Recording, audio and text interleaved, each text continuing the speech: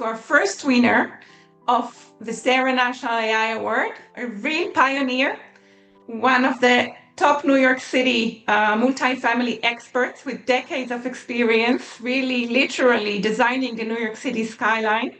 Fariba Makooi, principal of Fischer Makooi Architects, one of the top New York City firms for multifamily, and generously, Fariba is willing to share her immense knowledge with us. Actually, I have to say that right off the bat, there are a lot of AI programs, and I find ArkDesign one of the most practical programs that I use. And it's great for feasibility and schematic preliminary design. So the client, sometimes they come to us and say, what can I build here? How many units? What's the square footage and all of that.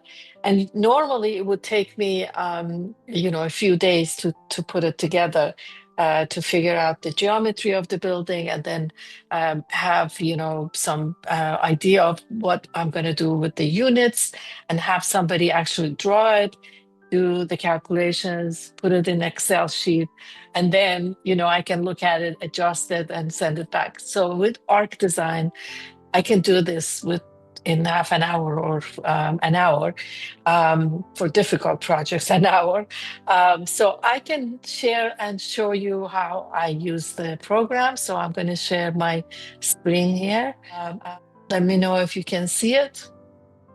Meanwhile, everyone are welcome, and we're encouraging you to follow Fariba, have the app open. Everybody, I hope, signed in, and you can just follow Fariba, create either her project or your version, and I think that's the best to learn from the best. So yeah, thank you, Fariba. Thank you. Could you see my screen now? Yeah. Perfect. Okay.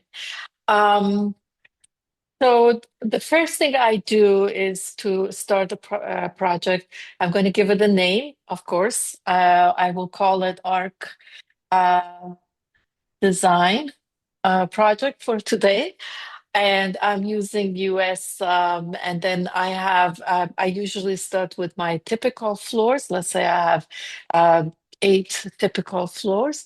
My zoning, I have looked it up, is one C2-4, R8, sorry, R8. And my maximum building height, let's say, is 145. And then I go to the next step. My project is interior lot. It could be corner lot, or sometimes I have through lot, but for now I'll show you an interior lot. And here I will change, my project is 150 feet by, let's say, 100 feet. And this sounds, what I need for my lot area. And then I go to the next step. Actually, you know what? I could go back. I want to change my street. Okay, I want to call it today is Ark Street. Yeah.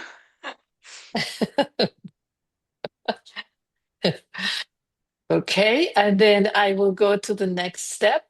I don't know what happened with my lot area here, but it should be 100. I guess I moved something. I'm not sure what I moved.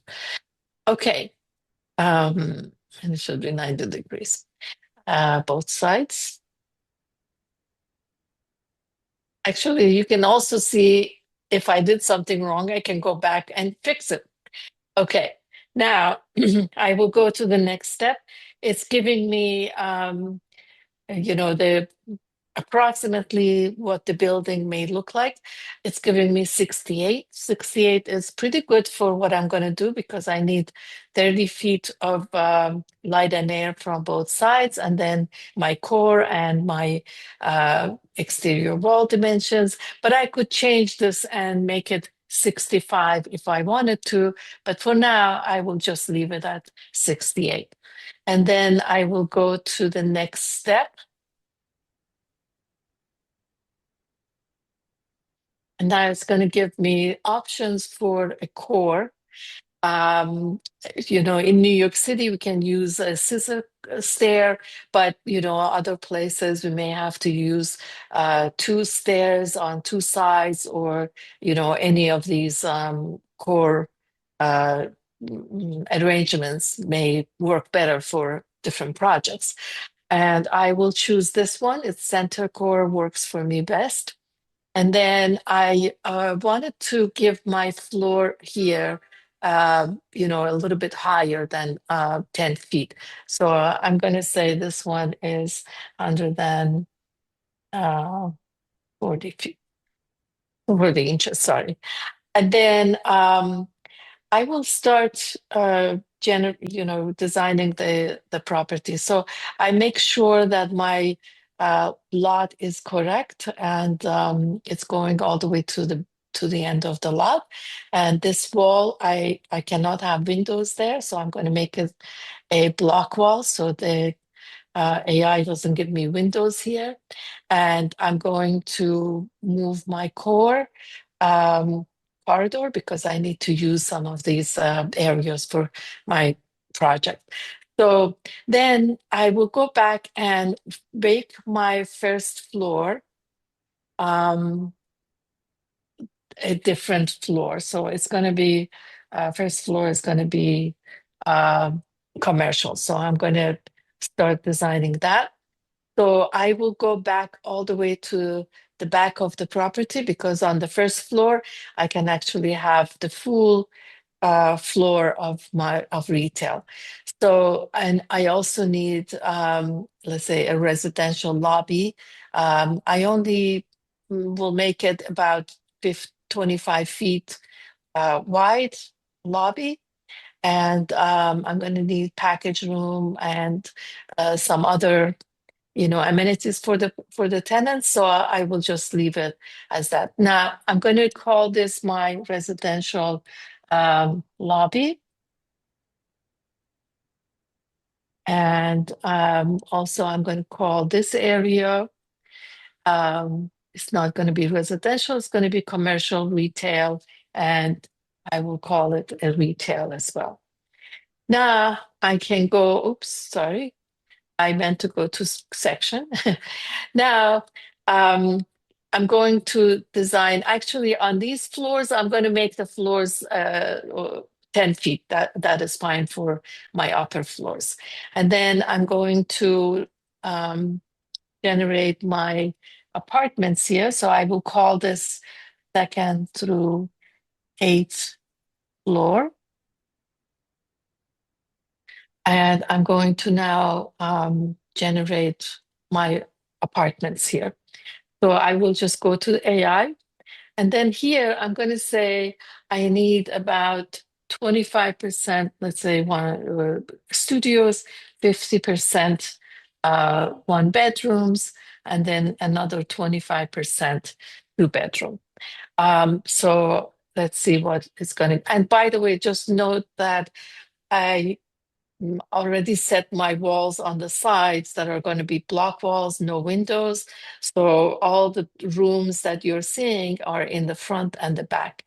So I'm going to generate and see what AI is going to give me with the percentages that I gave. So this is what the floor plan is looking like. So I will apply it and go to the next step. So I'm looking at this. Some of these studios seem to be a little bit too small. So I'm going to, let's say, think about how am I going to design this studio? Maybe I want to have a bathroom and a kitchen here. Maybe some, closets and shelving here. Maybe this doesn't need to be so far further back. And I will just make it about 400 square feet. So now I have, generally I have what I need. Again, some of these areas are too small. So maybe I will make this one a studio also. So they're both kind of almost the same, about 400 square feet. Um, I'm going to look, maybe this is too many studios over here. Maybe I want to move the studio over here. We can do all of that. I mean, let's say I just look at it and say, I think this is just too small. So maybe I will make this a studio and this one just a one bedroom. That's actually a better uh, layout for this apartment. So then I will go back to my section. This seems okay for the way it is. And then I have upper floors that have setbacks, let's say. So I will add another floor here and go to the top floor. And now I'm going to make this, let's say, 9 through 14 floor. I'm going to generate it. Let's say 9th to 14th floor. I generate it. And then I'm going to make changes here.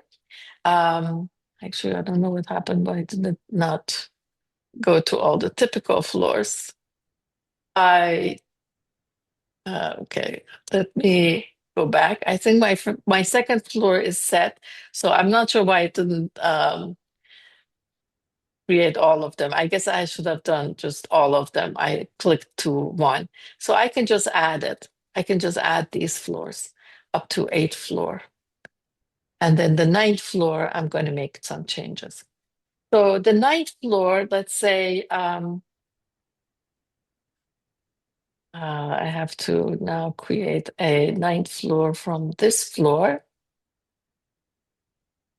Okay. And then I'm going to change it and make it, let's say, 9th through 14th floor. Okay, now I'm going to change this back. So on the top floor, let's say I need some setback. It's going to be about 10-foot setback on all of them, on certain areas. But in New York City, I can have a dormer. So maybe I will leave these two the way it is. I have to calculate and make sure my dormer works, but the dimensions are here so I can figure out if my dormers work. And the rest of it is going to go back to 10 feet. Now, I know that these apartments, the way they are, they're too small. So I'm going to actually regenerate this area again. But if you can see that back, I don't have a setback, I'm going to leave it as is and just regenerate these areas that I just set back. Okay, now I'm going to regenerate this. And it shows me that I have 3 rooms, but I think I will need just a 2-bedroom here. So I'm just going to say I need 1 2-bedroom here. And that's it. And then I will go to this side. And, sometimes, we have all these little sections. We can delete that. Now it's all one line. So I'm going to go back and generate this area. And I see that I have 7 rooms. So I'm going to say maybe I need, and here first I start with the percentage because that's what we normally get from the client. And then I will look at, what I have. And based on what I have, I choose to see if I want to have 1 studio and let's say, 3 1-bedrooms, maybe 2 1-bedrooms, because then it will be too small if I make it too many 1-bedrooms. So I'm going to look at it and see what the AI is going to come up with. Okay. So I see my studio is a little bit too small and I don't need that much corridor here. I only need 5 feet to get into these rooms. And let's say I think maybe I will make this one both studios and kind of make them equal in size. So now it seems like all my apartments are working and I can work with the layouts as they are. The same thing here. I think my corridor is too long. I'm going to bring it back to just about 5 feet that I can enter. Okay. And I go back to my section And let's say I have 14 floor. So I will add more floors and also just remember to save your project because sometimes I forget to save it, but it does save when you exit. But just make sure that you save all your changes. Now I'm going to go back and look at my information and my zoning floor area, my gross floor area, the units. I have 177 units. If that is good, I will be, I will just keep it as is. And actually, the studios, they wanted about 24, 25%. This sounds like a good percentage. And these are actually good too. But if I wanted to change it, I can go back and change some of the 2 bedrooms into 1 bedroom, maybe create another type of a, floor plan and just adjust it as I need to because all the information is here. But for now, let's say this is good. I'll go back to my plan and now I'm ready to export. Now my computer, I think is very slow. So sorry about this, but it's going to take a little bit of time to generate the PDF. But once it generates the PDF, I will show you what I get, eventually. And I just wanted to say that, DT is great when we have some issues and we cannot actually create certain things that, it doesn't work for me, or, I go back to her and I say, this doesn't work for me. And she reprograms it to make sure that, it works for everybody. We had a situation where it's just generating right now, actually, my PDF, if you can see it.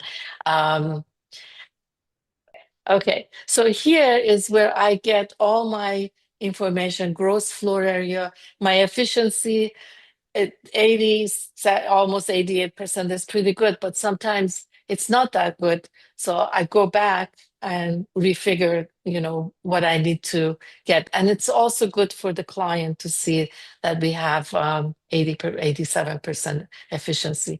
The total value, I haven't used it. I think marketing people probably can use it. I never really actually show it, but I just wanted to show you guys what, comes up with.